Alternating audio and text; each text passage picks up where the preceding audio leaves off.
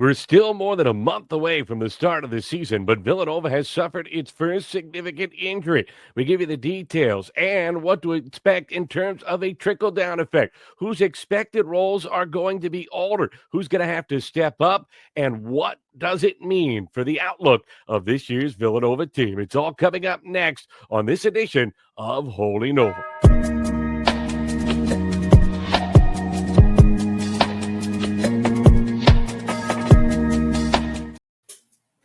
And hi, everybody. Welcome to this edition of Holy Nova. We're part of the Big East Energy Network. I'm Matt Janus, joined by David White, as we always are. David, we are closing in on the end of September. As a matter of fact, when this one will hit the air, it'll be the final day of September, also known as my son's 5th birthday. So, A, happy birthday, Jack. And B, can you believe it? We are right on the precipice of the start of the season. Hey, every day I can't believe we're already at the end of September. Happy birthday, Jack. Jack better be smashing that like button, hitting the subscribe button for us. But yeah, it's exciting. Last full month before the season starts. You're starting to learn this podcast business. Very well done, David. It brings us to a new topic as well. Not only is it very important for you to like the videos, and we very much would appreciate that. You've been doing it more and more, and the numbers are starting to grow consequently. But if you could check us out on Spotify, Apple Pods, anybody who leaves a 5-star review and gives a genuine evaluation of what we're doing here on Holy Nova will be entered to win our prize contest that we're running right now on the Big East Energy Network. We have merch, we have shout outs on the show, we have all types of things that we promise will make it worth your while. So use that 5-star review. Make sure you say nice things, please. It actually does help. We're learning the algorithm, Dave. We're learning how all this stuff works. Hey, I know we talked about Festivus a few days ago, but this is not an airing of the grievances for all the folks out there on Spotify. Well, give us the nice things. Yes. Wait until that game against Seton Hall when Kevin WIllard makes his return against his former school. If Villanova loses that one, then I promise you can air all the grievances that you want. The news was not ideal last week for Villanova. We knew that Devon Askew had been injured. I guess you can blame this. This might be a case, David, of our first podcast jinx that we put out. We had a long episode about what Devon Askew has been through in the early portion of his career, and a big part of that has been injuries, and we both did stress how important it was going to be for him to stay healthy. The very next day, Villanova unveiled that Askew was going to be out indefinitely, and then Jeff Goodman of the Field of 68 gave some more details out late last week. It looks like that Askew indefinitely is going to last a while. They are hoping, and the key word there being hope, that Askew is back in time for the start of Big East play, which would be in late December. That is not ideal news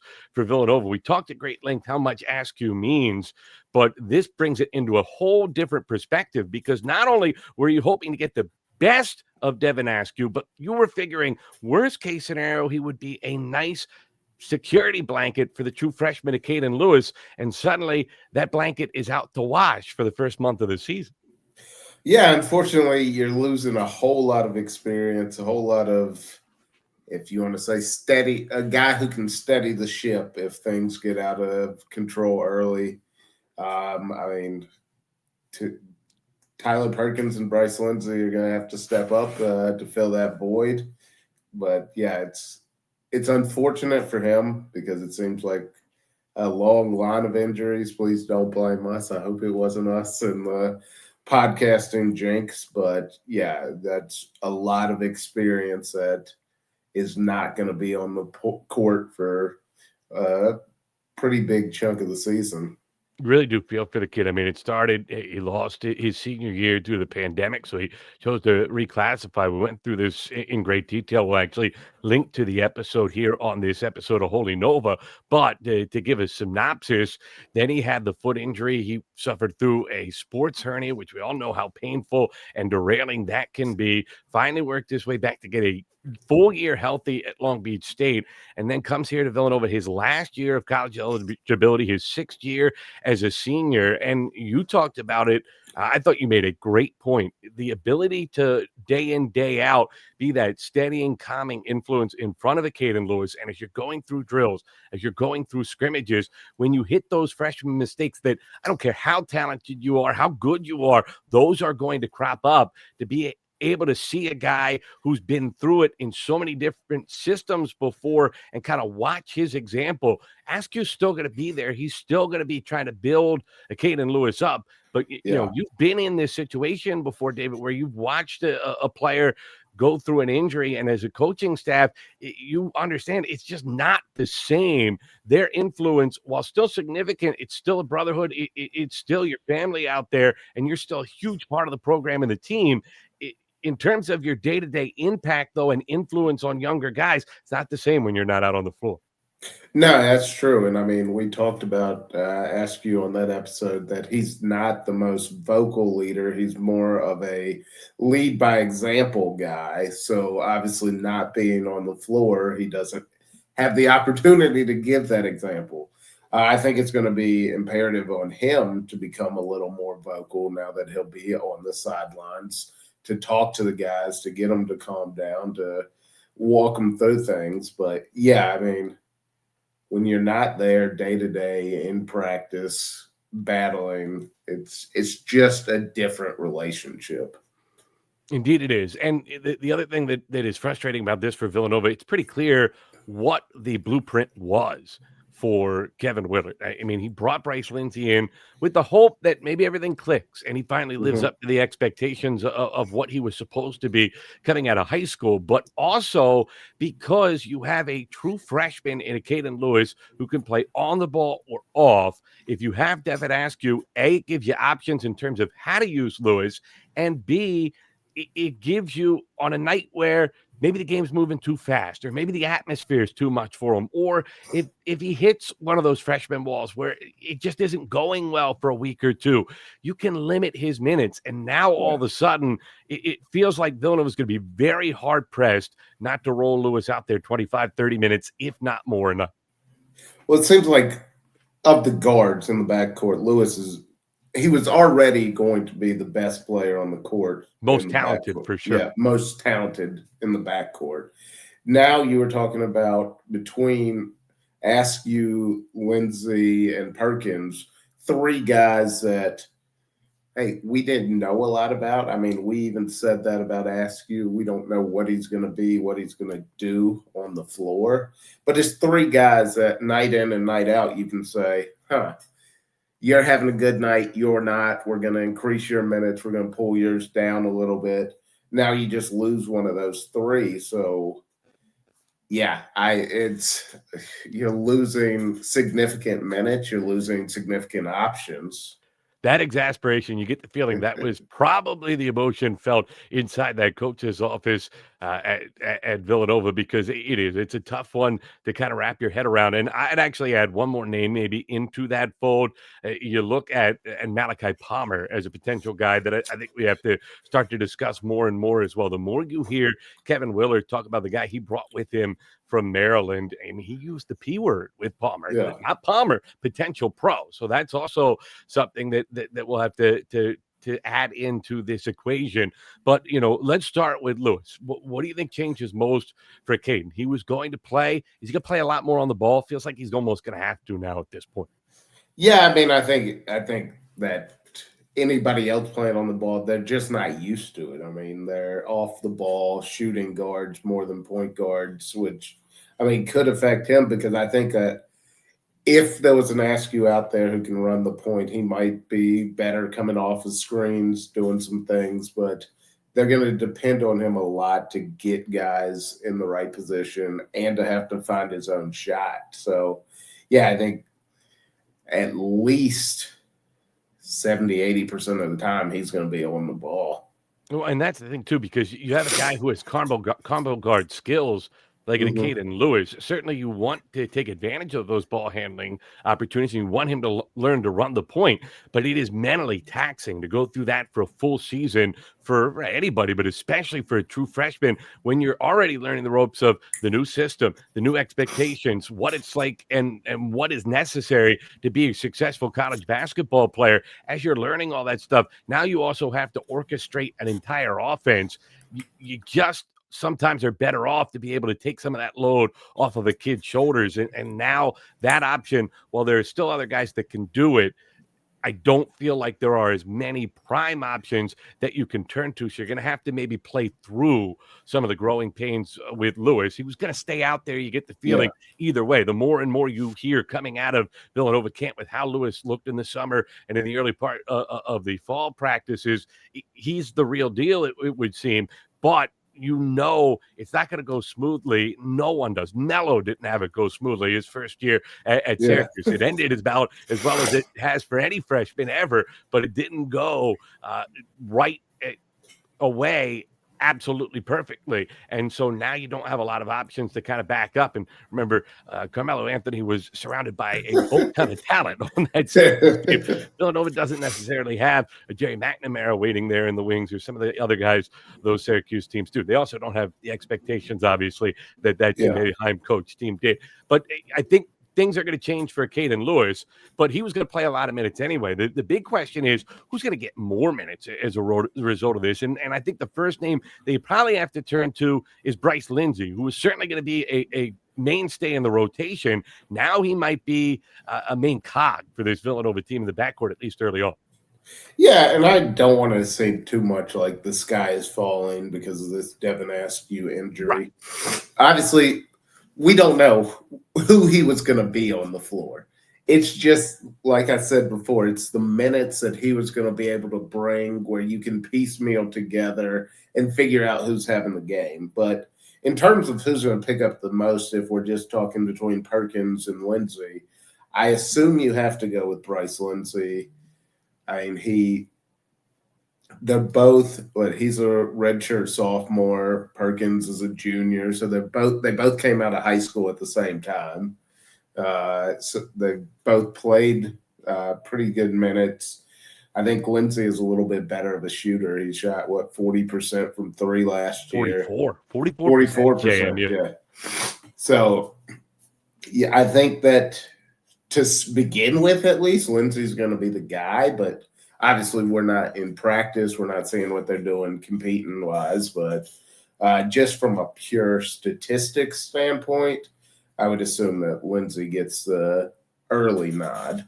Yeah, we should put all these caveats out. Obviously, we're trying to learn as much information as we can, and obviously scouring over any reports, people that saw these guys at previous stops, people that watched them in high school, and reading between the lines of everything that Kevin WIllard has to say. But he's not going to give away all of his state secrets. He's going to give you exactly what he wants to give you, and then kind of leave you in the dark the rest of the way until you figure it out. The good news is, Kevin WIllard, if you look at all of his past stops, he is a relatively honest guy. He's not playing a lot of games of misdirection.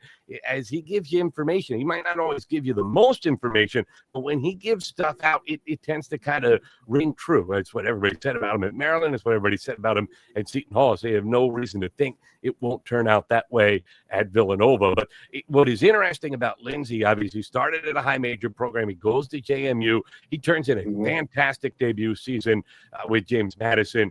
And the 44% three-point numbers, but also high-level athleticism. And the Sun Belt is by no stretch of the imagination the Big East, but it is a much-improved mid-major conference. And you just feel like as many minutes as he was able to get at JMU last year, while this will be new to him, he's worked out against high major players as a true freshman every day in practice. He's now gotten an opportunity to get his feet wet in the college game. Yes, this is a jump in competition. Yeah, he's going to have to get his shot off a lot faster than maybe he did last year at JMU, but the tools seem like they might be there.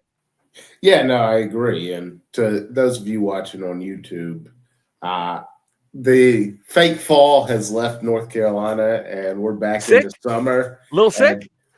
No, these are allergies that are killing me now. I need to go just take a whole bottle of Claritin. But Yeah, Lindsey seems to have all the tools. I think he has enough athleticism from what I've seen of his tape to be able to compete in the Big East. I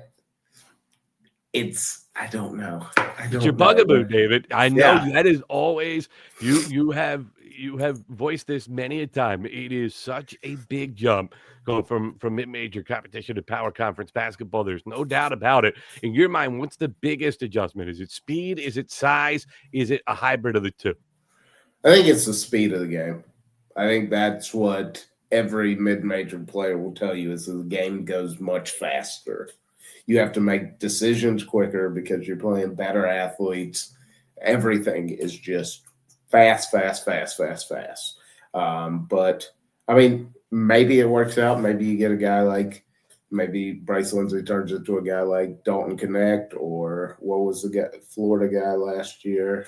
God, how am I already blanking? Oh my goodness, he won a national championship. I know. Fundamentally, and he's oh my God, on the spot doing names. I did 5 volleyball matches this season. No, right, we'll come back. My to that. We'll brain make sure we get that name done.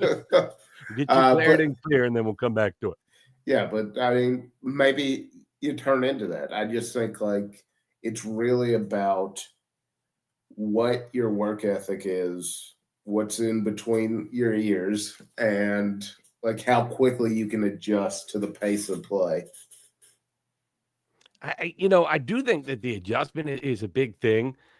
I just think, to me, because there's so much news surrounding this Villanova program, I think the way that everything has to be coached will help that transition a little bit. I mean, you only have one guy that scored any points in a Big East game back from last year's team, who we're going to talk about in a minute, by the way, Tyler Perkins. It's kind of wild to think about it. You're at, 9% of your scoring back from last year. So you're implementing a new system, new coaching staff. So there were a lot of baby steps in the spring and summer. That was part of the installation of everything being new. And I just feel like because everybody was learning slow, maybe you don't get quite as overwhelmed right away. And then as you ramp up speed-wise, that evolution of the process, maybe that helps kind of make it a little smoother. I don't know. Maybe I'm grasping at straws there, but it would just seem to me sometimes when you're trying to make that adjustment, everybody else is used to the speed and you're ramping up. But when you come, it can be overwhelming, and now your confidence is thrown, and that's where we see a lot of guys who either won't look for theirs or start to get very passive or just go into absolute shooting funks. And I think that's the thing that a lot of times really hurts in making that jump. And then some guys just aren't good enough. I mean, let's be honest too. That's a part of the equation. But remember, this is a guy that was recruited to the high major level, and he didn't leave because the coaches were like, you will never play here. He left because he wanted a quicker path to the floor. He knew he was going to be a developmental guy. So instead of developing on the bench, he decided to go somewhere else and develop on the floor in the Sun Belt. And I just think that's the new reality of college basketball, where a lot of guys aren't going to want to be under the radar if they're good enough to go score double figures at mid-major basketball. It's not 5-10 years ago where the reason you ended up at a mid-major is either everybody missed you on the recruiting trail, or you just flat out weren't good enough to be a high major player. Feel like there are a lot more gray areas now with kids in terms of why they end up at mid-major programs. I mean, there definitely is. NIL, you've got, like you said, guys who just want to show what they can do on the court and don't want to necessarily sit behind a guy for 2 or 3 years. So, I mean, I like the fact that he went to a high major school, he went to Texas A&M right out of high school. Like, people think he's good enough. So I think, like, that experience will help him. It's just, how quickly does he get back into that? How quickly does he come back to, well, oh yeah, this is what it's like here versus in the Sun Belt? And not to knock the Sun Belt, it's a different ball game. Walter Clayton Jr., by the way. There we go. I had to look it up. My God. It was driving me nuts, not remembering that name. I mean, he was the star of March Madness. He was probably the MLP player on one shining moment, and 2 guys who live for basketball can't remember his name. We're getting old, David. This is not a good thing. Yeah, if I sit back far enough, you can't see the grays of my hair. That's all right. Doesn't matter how far I sit from the camera. You're going to see my forehead no matter where I am. And so I will just move on. How about Tyler Perkins? Here's a guy, he made the jump from mid-major basketball, going from Penn to Villanova last year. And, I think that it was a pretty effective first year. He had some moments where he was able to really score. I mean, he dropped 20 against Xavier. You saw flashes. He was pretty consistent as Villanova's sixth guy. He had some limitations, though. The big question are those limitations something that he can overcome in terms of working through, or are those just limitations to his game? And I think the answer might be a little bit of both, but they're going to need him to get much better now without Devon Askew, because whereas it might have been a game-to-game position with him, there's really not going to be much time early in the season where not only is he not playing significant minutes, he's probably going to be one of the primary offensive guys in the backcourt. Yeah, I mean, I could see him and Lindsey playing. If Lindsey's getting 20 minutes, he's getting 15 to 18. Like, I could see that. I think he was, I think he was a little turnover prone at times last year, a little loose with the basketball. So he's going to have to improve in that aspect of his game. Just watching some of it, I didn't love him in pick and roll, which, I mean, that is what Kevin WIllard likes to run, is that high pick and roll. He was good spotting up. Not great. I think his numbers can improve from three, but I think he's got a lot of room for improvement. I think he can probably do it, but it's going to have to be, again, faster. Like you said, it's not going to be game to game. It's not going to be, okay, well, we can bring you along slowly. It's going to be, hey, we've lost a guy who we thought was going to be a major contributor. You've got to be ready to play from day one. Well, it's kind of interesting because when they got Askew, that was one of the things you heard from a lot of fans. Well, it seems like the skill set for Perkins and Askew are awful similar. Streak shooters who are good at getting to the rim, that when they are locked in defensively are really good defensive players. Maybe some lapses, though, from time to time where that will take a dip in terms of effectiveness. So you could argue that maybe he's able to fill that void. You just are going to have to find somebody else to step up. And that's where Malachi Palmer comes in. Malachi Palmer is a kid transferred in from Maryland. So he's been inside of Kevin WIllard's system. You have been someone that has gone from school to school and seen a system implemented many times over your course of your career on coaching staffs. How important is it if you can bring someone with you, not just to explain it to everybody else, but how much further along does that allow them to be? Because obviously Kevin WIllard's not going to run the exact same system he did at Maryland, but the principles are all going to be the same. And the things that are important, I think, are all going to be very important still at Villanova. And Malachi Palmer's had a year under his belt of having them hammered home by WIllard's staff. Yeah, I mean, it's crucial. It's very big because he's going to have just that little bit of a step up where I know Kevin WIllard's. I know what he wants to do. I know what his ticks are. I know what drives him crazy, what not to do. So that's going to be big for him. I mean, obviously, I think he's more of a 3 than a 2. If you go bigger, he's 6'6", you go a little bigger and you put him at the 2, maybe it works out. But I think that he's going to know aspects of that system that other guys are just learning. He's also going to be big in the locker room to talk to guys about, hey, coach is not going to like that. Coach is you want to do this, you want to do X, Y, and Z versus A, B, and C. But I don't know how he transitions to the 2 is probably the biggest question about him. I think he's more of a natural 3 than he is a 2. And then you're still left with a hole in the offense. The thing I was kind of thinking, though, of why you put Palmer into this conversation, you got Zion Stanford. Zion Stanford's a true swing, right? I mean, there's nobody's going to argue that he's a two guard. He's a true swing player, but with some guard skills. Malachi Palmer is more of a combo. He's a 2-3 Yeah, combo who probably skill set is maybe a little bit more leaning towards a 3, but can certainly play the guard position. He's guard handle. I mean, that's the yeah, biggest thing. He can handle the basketball. He protects it very well, and he moves very well. Thick-bodied, really lines up effectively on the defensive end against perimeter guys because he can kind of body him and wall up. He's very good at walling up. I mean, that was one of the big books on Malachi Palmer, even coming out of high school, of kind of advanced for his stage of development as a defensive player because of that physicality and the understanding how to use it while moving his feet without fouling. We saw that in the time that he was able to get out there in Maryland.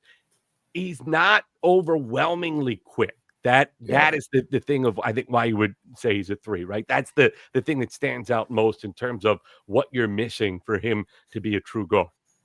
Yeah, and I mean, what you just said, I mean, at 6'6", to put him out there defensively, that helps you. We talked about some liabilities that having Askew and Acaden Lewis on the floor at the same time could cause. I mean, they're thicker defenders who can wall up, like you said, but I mean, they're still 6'2" and 6'3". I mean, Lindsey's 6'3", Perkins at 6'4". So getting a bigger guard out there and going with a bigger lineup will probably help in a lot of situations, defensively particularly.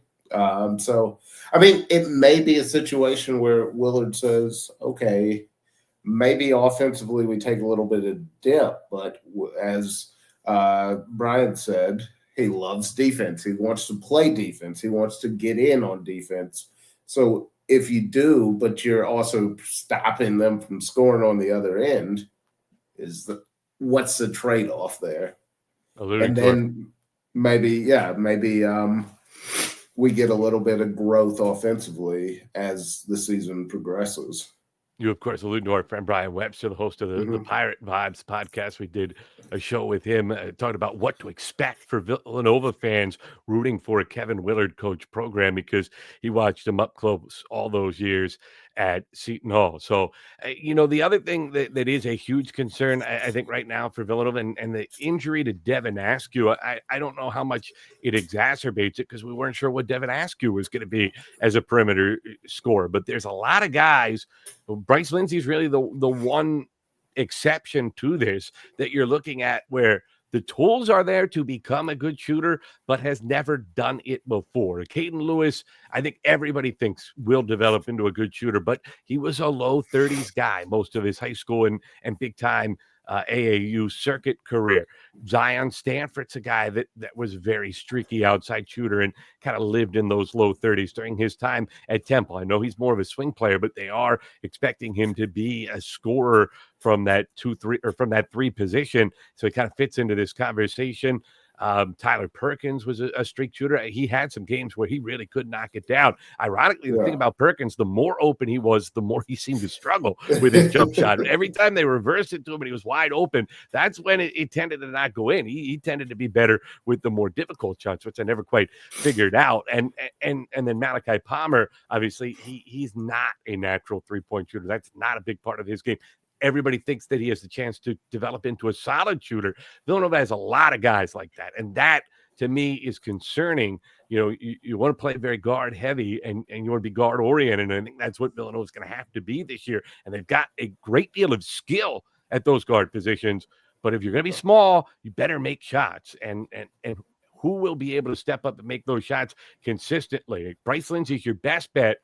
I think Acaden Lewis will, but we have to see it. And then everybody else, it feels like you're hoping a little bit more than you're thinking it's going to happen, at least from the outside world. Villanova coaches, they feel a little bit more confident about it. They're working on them day in, day out. They're going to trust their skill development.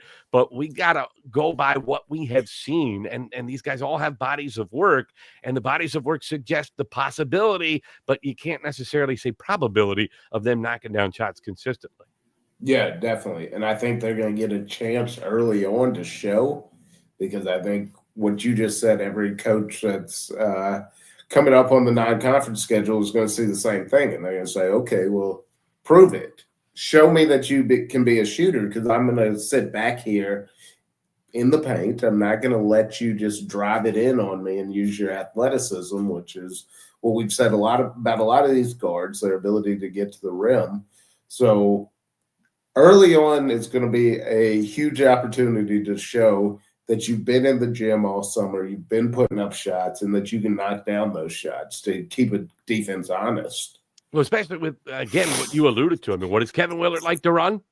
The pick and roll. He Right. loves it. You can't have a defense clogging up the middle. Everything breaks down. You have to be able. The good news is Zion Stanford is a very good mid-range jump shooter. Malachi Palmer showed in flashes that he has a chance to be a very good mid-range jump shooter as well. You can keep defenses at least a little honest with a mid-range jumper. Problem with the mid-range jumper is there's a reason why the analytics people hate it so much. Yeah. It only counts as 2. And even if you're a great mid-range jump shooter, what are you making? 50, 55% of those shots, and the math all of a sudden starts. You'd rather have a 38, 39% three-point shooter than a 50, 55% two-point shooter. And then the fact of the matter is, if you're not hitting threes and you're just sitting back defensively on that mid-range jumper, there can be help coming over because I'm not worried about the kick out to a shooter because nobody has proven to me that they can hit that shot consistently. And no offensive rebounds. I mean, if everything's clogged, all of a sudden those angles where now you have that length in a Malachi Palmer or Zion Stanford, and that is part of their skill set, the ability to hit the offensive glass, that dissipates a little bit if defenses aren't forced to stay more honest and guard that perimeter. We're not saying it's not the mid-80s. They're not going to pack it in a 2-3 zone and just let her fly from outside. It's just the principles and in terms of when you're switching, how much you're playing off, and just clogging everything up. Basketball today, I mean, you know this as much as anyone. You hear coaches say it all the time. Spacing is the most important part of the modern game, and you just can't space the floor unless you can pressure the defense from deeper distances. Yeah, and how much are you closing out to stop a shot versus how much are you closing out expecting the drive? Because those are two very different closeouts. If I've got a shooter, I'm getting out there because I cannot let him get off a shot. But if I'm just like, oh, you're going to drive, okay, I can do a short closeout. If you shoot it over me, I'd probably live with that shot. The other thing, by the way, we should mention too, we feel bad for Devon Askew. I mean, the kid, talk about bad luck. At this point, it's like watching someone with a dark cloud kind of hanging over their heads. No matter where he goes, what situation he finds himself in, fate seems to intervene somehow and get in Devon Askew's way. And the good news is it's not season ending. It's not supposed to be season ending. He's a 6th-year senior. I wouldn't imagine he wants to be a 7th-year senior. And I wouldn't imagine that Villanova is actually necessarily all that keen on him redshirting and potentially coming back. It would probably have to be somewhere else because they've got a lot of young guys on the roster that they're trying to develop this year that they think can be impact guys down the road. That if you're going to be a developmental program that Kevin WIllard talks about trying to build at Villanova, where he's bringing in transfers that'll stay for multiple years, where he's bringing in young guys with the honest communication of you're not going to play right away, but we believe that you can become a good player if you buy into our system, and they understand that going in. So they're not immediately looking for the exit ramp. All that sounds great. But if you have Devon Askew come back for an extra year next season, kind of gunks that up. So I think that Askew will press to try to come back this season. And hopefully he can get healthy and be a guy that is around. But even if he is healthy and back, you just wonder how many of his minutes get taken away by the development of a Lindsey, a Palmer, a Perkins, and then obviously what we all are anticipating that Acaden Lewis can be. And if Villanova actually is going to be the type of team that is competing for an NCAA tournament berth this year, Acaden Lewis is going to have to play at an elite level. And if Acaden Lewis is playing at an elite level, suddenly Devon Askew's path to the floor gets a little more narrow. Yeah, I mean, there isn't a single coach in America who recruits a 6-year guy thinking that they're going to get him for 2 years. So, I mean, the entire thought process between Kevin WIllard is we bring this guy in as a stopgap for 1 year, we're recruiting younger guys to play behind him, and we're recruiting for next year to have guys to come in and fill those positions. So you feel for Askew, because I think that this is definitely his last stop. I mean, there's potential, I guess, if he were to redshirt to go somewhere else. I don't think it's Nova next year, but hopefully he can come back. I know that Bryce Lindsey and Tyler Perkins would like if he comes back for his minutes to have diminished a lot, because they've just played so well that they've taken them. But again, we will see in early November. Yeah, it is going to be a wait and see for sure. We're not going to find out for Devon Askew until at least mid-December, and you hope for the best for that young guy. He deserves better fate, but you hope for Villanova's sake that the young guys step up, and then we have to have this conversation when Askew returns, and you're not pining for him to get back, because I get the feeling if Villanova is desperate for Devon Askew's return, they're going to have going well. They're going to have dug themselves such a huge hole that they're going to be looking more towards developing guys for next year. Anyway, it's a whole chicken and the egg thing. All right, next topic, family business. You see it on the screen. The good news, David, is we are clearly building ourselves an audience, and we very much appreciate the interaction with the show. And we had several people reach out inquiring if we saw the Chris Jenkins tweets that he had out on Friday and what was going on there. For those of you out there that didn't see it, Chris Jenkins, the guy in the picture directly behind me, as I move my big head out of the way, the guy that made the most iconic shot in NCAA history and who is a Villanova legend, went to Twitter and tweeted out, "V's down forever," with the emoji middle finger and then 2 exclamation points. He has since deleted the tweet. I don't know what's going on there. I don't want to speculate too much because I feel a little uncomfortable doing this.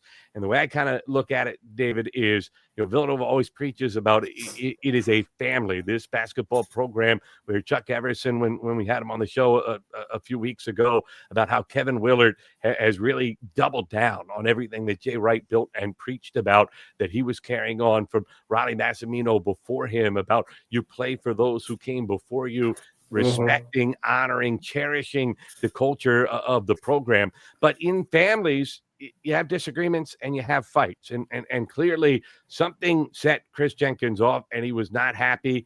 I don't know what it is. I know that he decided to exempt himself from the house settlement case that we all spent so many hours talking about in the offseason, that kind of redefined the way that college athletics work in terms of a financial arrangement with players, and they compensated past players for some things that probably should not have done in terms of limiting their ability to make money off of the athlete's name, image, and likeness. Some people chose to go a different route and kind of bring about their own litigation. Chris Jenkins was one of those guys. By all accounts, we have not gotten any public word on Chris Jenkins' case yet, but similar cases, at least in the early goings, there were several players that elected to do this over several sports, and the rulings have not gone well for them in court. So I don't know if that had anything to do with what Jenkins was upset about. Again, don't want to speculate too much. And he was suing the NCAA. He made it very clear, I am not suing Villanova. I am upset at the NCAA for them and what they did in terms of limiting the amount of money he could make off of that iconic moment that he was a part of, and that you see everywhere when it comes to March. But it's just sad that gets out there, and you hope that whatever it is, cooler heads prevail, and there's some kind of a peace that can be reached, that nothing keeps Chris away from the university, away from the program, and away from the Villanova family that he is such a huge part of, because he's a guy that you want to see at the Finn, you want to see at the Xfinity Arena, known as the Wells Fargo Center, when Villanova's playing there up on the big screen, so everybody can give him that standing ovation, can walk by and just relive that memory for a lifetime, share it with Chris, be a part of it. And then there's plenty of opportunities for Chris Jenkins. I mean, that picture behind me, how many times do you think he signed autographs off that picture over the course of his life? And that will live on in perpetuity. He will never be forgotten as long as there's college basketball. Yeah, I mean, it's sad to see that somebody who's so intertwined with the probably one of the best plays, like you said, in NCAA tournament history, that every tournament it's going to be played, would put that up. I think it's pretty great, though, that he's deleted it, because it seems like he still cares about Nova. Somebody stepped in, whether it was him just doing it on his own or whether it was somebody like Jay or some of his teammates coming to him and saying, like, hey, like, come on, Nova did so much for us, we still got to support it. Like, it's good to see that it's been deleted and he hasn't doubled down on it or anything like that. Or even if it hasn't been solved, you hear guys talk about this, keep it inside the family, solve it outside of the public spotlight. Maybe he felt wronged in the moment, or maybe whatever it was. Again, we don't want to speculate too much because we just don't know. There's really no way to kind of figure that out. That's going to have to be something that Chris Jenkins tells his story and explains to the world whenever he wants to. Maybe it just goes away and it's not something that ever has to be explained. But we heard everybody's questions. We saw it too. And yeah, it's awkward. There's no doubt about it. Not ideal. And he did, as you said, he deleted it. That's good. I don't know what's going on, but it's sad that it made the public eye.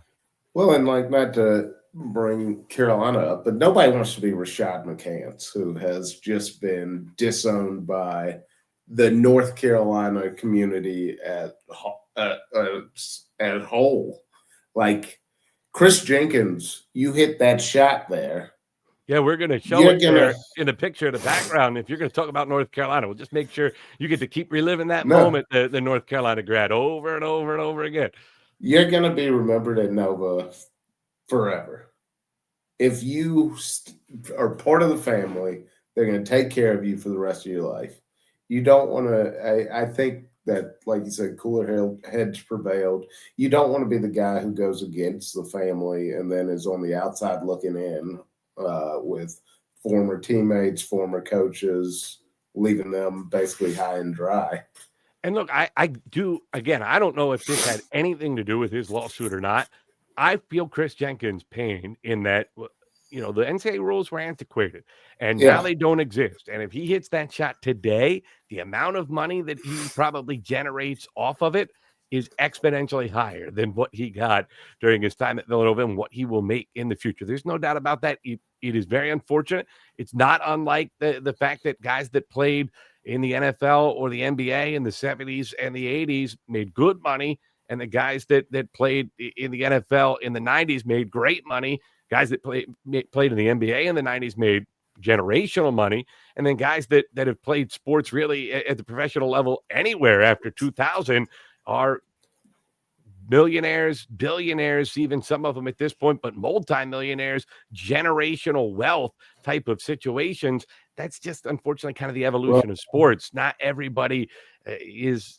Reggie Bush lost a Heisman for a decade. The NCAA made USC cut all ties with probably what him and OJ are the best running backs to come out of USC. They don't, very different. They don't want to bring up OJ. Very different cutting of ties.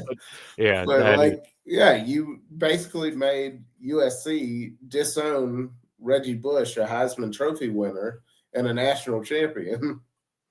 Yeah, it's just, it's one of those situations where you feel for the players. That's why they did try to make amends though with that settlement. They did take care of guys going back a decade, Chris, would have fallen into that. Now they would take care of football because football is such a generator of revenue at such a high level that they got a lion's share of the money. But I do think Chris Jenkins would have been healthily rewarded from that. He decided to go in a different direction. And again, I don't know if that had anything to do with this. It could be a completely different thing. And we don't want to speculate too much, but whatever it is, hopefully it has been solved behind the scenes. If we hear anything and it's worth talking about, obviously we will on Holy Nova, but we heard everybody reach out. We appreciate everybody reached out. We love the interaction. Just unfortunately don't have a ton to add to the conversation, but if we hear anything, we certainly will bring it up. Speaking of Villanova legends, bit of a weird story. Kyle Lowry is still an active player in the NBA. He will play for the Sixers for a second year, at least to start the season. He is under contract for the Sixers. He is still playing. He says he's not retired, but the NBA has signed that new media deal. We still aren't entirely sure, according to Charles Barkley, what the old TNT show is going to look like on ESPN, but that's a whole different topic. But they're trying to reorganize all these shows, and one of the new media rights partners is Amazon Prime, and Amazon Prime has hired Kyle Lowry. Kyle Lowry is going to be an active player analyst, but it said in the release that he will have a to-be-determined broader role in the future, which sure sounds like to me that Kyle Lowry said, this is the last year I'm going to play. I'm setting up my media deal for moving forward, and just thought it was worth mentioning.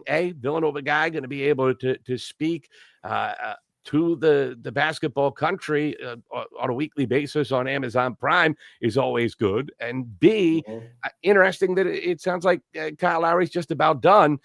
Boy, what a career he has had. I thought he was going to be a great NBA player when we watched him at Villanova. I did not think he would still be going at this stage of life. I mean, what is that? He left Villanova now 19 years ago. This would be year 19 in the NBA. Just unbelievable, because he was a guy built on quickness, and yet he has found a way between his quickness and his toughness to stay not just an active player, but an important player in the NBA for this long. Hey, hats off to Kyle Lowry for putting together that Tom Brady deal. It is kind of similar. I hope he's better on TV than Tom Brady, though. That is true. My goodness. But yeah, I mean, an amazing career, NBA champion, who's Big East freshman of the year, or all freshman team. What 6 or 7 first team all NBA? You can't hate on that. Great career. To go 19 seasons is, I mean, especially in an 82 game season, the pounding you take on your body every year. But yeah, and with his style of play, I mean, he's always amongst the league leaders in taking charges. And everybody likes to make fun of the Villanova guys for being charge takers in the NBA. But hey, it kind of speaks to the type of program, obviously, that is. And then also, I think it is kind of paramount to the conversation we were having earlier, and it gives some hope maybe to this year's Villanova team. They might not have anybody with Kyle Lowry's quickness, but Kyle Lowry in today's NBA, where shooting is so important, let's be honest, not the greatest shooter of the basketball, and yet he carved himself out not just a niche, but a prime role, and was one of the best players in the league for the better part of a decade, and still kicking 2 decades in. Yeah. And I think I misspoke when I said first team all NBA. I meant an all-star. He made the all-star. I was wondering, I thought, you're a bigger NBA fan than me. I didn't remember that, but I thought, well, maybe I didn't follow it as close as I thought. Don't come at me in the comments. I meant he was an all-star. He was not first team all NBA. My bad, guys. But right. Yeah, an amazing career. Indeed it was. Kyle Lowry, I forever will remember him for the game against North Carolina, the Bill Raftery 1-2-3 game. And it was a heartbreaking finish for Villanova, but it was also his coming out party. He was the guy that tore his ACL in the summer before his freshman season. So you figured he would be out the whole year. Somehow he was healed and ready to go by December. Still not quite sure how the Villanova athletic training staff was able to make that work, how Kyle Lowry was able to work through it and get back as quick as he did, but he miraculously returned in time to get at it. And he was fantastic that first season. And he had some growing up to do. Obviously, he did once punch a guy in the privates in a big time win and get ejected. And Jay Wright, That's just called a Chris Paul move.